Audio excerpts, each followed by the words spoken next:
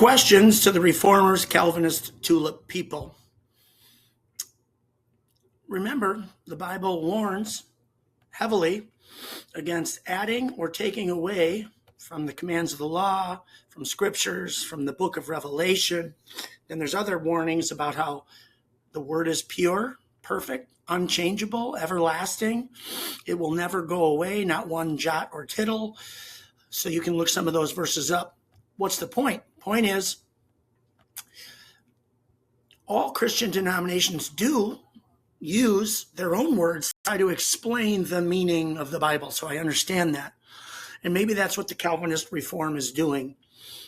Unfortunately, in doing so, they've got terms or phrases that they use so heavily, strongly, and they come with vocabulary words that have meanings that change the meanings of actual important biblical words.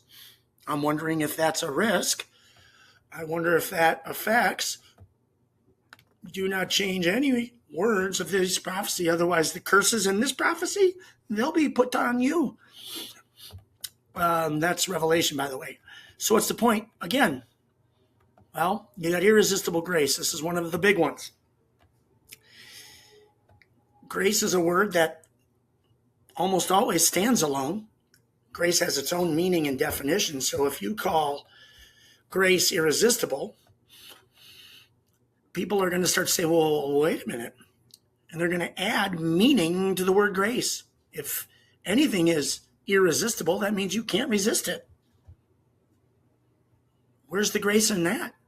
Where's the free? Where's the individual side? Where's the gift? Okay. Here's a few ways, and it didn't take me long, 2 minutes to go into Reformed theology teachings, and there's a whole bunch of ways they change the word grace, and they add redemptive. Well, redemption is redemption. And, atonement is atonement. And grace is grace. Adding words to change the meaning of the words that are biblical is not a good idea.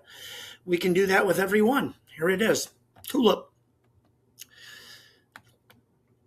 Inability. The word depraved or depravity is in the Bible, but it stands alone. Never says totally depraved. Never says so depraved that you can't think or reason or logic, or it never says you're totally depraved in a way that you can't hear and make decisions, can't hear truth and decide whether or not it's true. Right? Same is true with unconditional election. Election is in the Bible, but you added the word unconditional to it. And let's see here. Atonement's in the Bible, but limited or unlimited isn't in the Bible. Just the word atonement is there. And atonement has meaning. So are you changing? Are you adding to Scripture? Calvinist reformers, are you taking away from Scripture? Redemption, particular redemption, definite redemption, definite atonement. Adding to Scripture? There's more. Perseverance, that one I couldn't really come up with a great thing against. Now, predestination, what I love about the Calvinist reformer is they use the word predestination. I just think they define it wrong. But wouldn't defining it wrong mean you're adding to the Bible or taking away?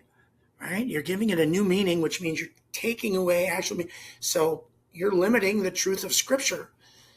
If you define sovereignty incorrectly and you apply it to God incorrectly, if you do, then you're adding or taking away from Scripture. And if you thought there wasn't enough warning up above, look at those warnings right there. Now, these aren't directly warnings, but you'll see the need of Scripture, or you'll see the fact that God is holy and righteous and perfect and immutable.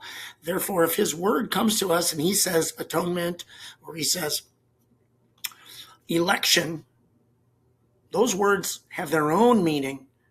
We shouldn't be adding unconditional or particular to it.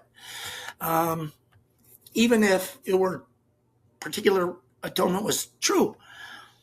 Well, there's got to be better ways to explain it and not have a little TULIP acronym with incorrect biblical words and meaning.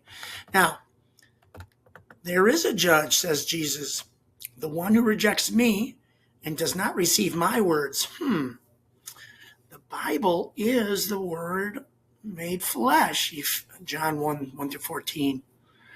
It is what's always existed. The Word was with me. The Word became flesh and dwelt among us. Okay? Then Peter's writing and says, Paul, no, he's got hard stuff to understand, but you know what? The only reason it's hard to understand is because ignorant, arrogant, unstable people distort it. And they distort the rest of Scripture. Again, that is a slap against the Calvinist, because I think that's talking about you. I think it's talking about the reformers and these fandangled ideas that intrinsically, they don't make sense. They contradict. They make God sound bad. Why would you have to change the words of the Bible at all? If not to soften and smooth out what you're trying to explain the Bible teaches, which doesn't match up with common sense, logic that God gave us, reasoning. Anyway, head scratchers abound.